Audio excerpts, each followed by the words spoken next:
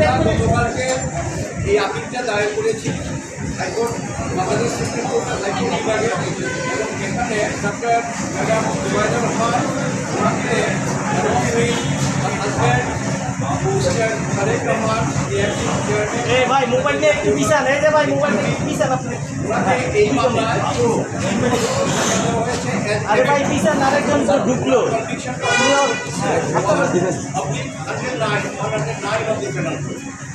উনি যদিও সরকারের নির্বাহী আদেশে 1 বছরের জন্য নিযুক্ত যাচ্ছেন এবং পুরো রয়্যাল উনি আপিল করতে পারেন, কিন্তু উনি আইনের প্রতি শ্রদ্ধাশীল, যার জন্য ম্যাডাম খালেদা জিয়া লন্ডনে যাওয়ার পরে ওনার সাথে উনি চলে আসছেন only for the cause she can file the appeal in time.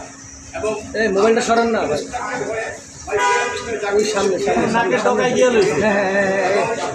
Masud ভাই, মোবাইল চলে আসবে। আমাদের গর্ব Mister Mahbubul Kankan and my younger brother Mister Kasar Kamal, the legal secretary of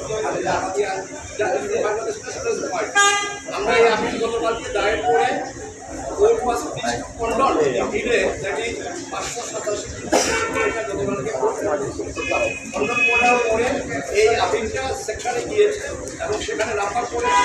আজকে আবার এটা আপনার মাসুদ ভাই, আজকে আপনার জামিনের চলে যাচ্ছে দয়া পরামর্শ করে মাসুদ ভাই গ্রহণ করেছেন। নিম্ন আদালতের নথি তলব দিয়েছেন, পক্ষদ্বয়কে নোটিশ দিয়েছেন এবং ওনার উপর আরোপিত দণ্ডাদেশে যে ফাইন ছিল সেই ফাইনটা স্থির করেছেন এবং এই আপিল নিষ্পত্তি না হওয়া পর্যন্ত ওনাকে নিজের জিম্মায় অথবা আইনজীবীদের জিম্মায় ওনাকে জামিন দিয়েছে।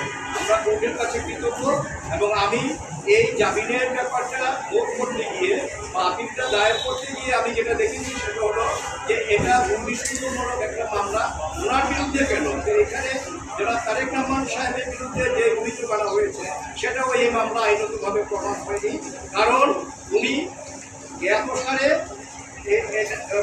মেলা পাইনি কোনো প্রপার্টি উনি অ্যাকোয়ার করেননি এবং যেই প্রপার্টি উনি স্টেটমেন্টে দেখিয়েছেন সেটা ওনার বৈধ সম্পত্তি, বৈধ আয়ের সম্পত্তি, কাজে শুধুমাত্র রাজনৈতিকভাবে এটাও প্রতিষ্ঠিত করার জন্য এবং ওনাকে দণ্ডাদেশ দিয়ে রাজনীতি থেকে বিরত রাখার জন্য এই মামলার উদ্ভব এবং এই মামলার সাজা দেওয়া হয়েছে।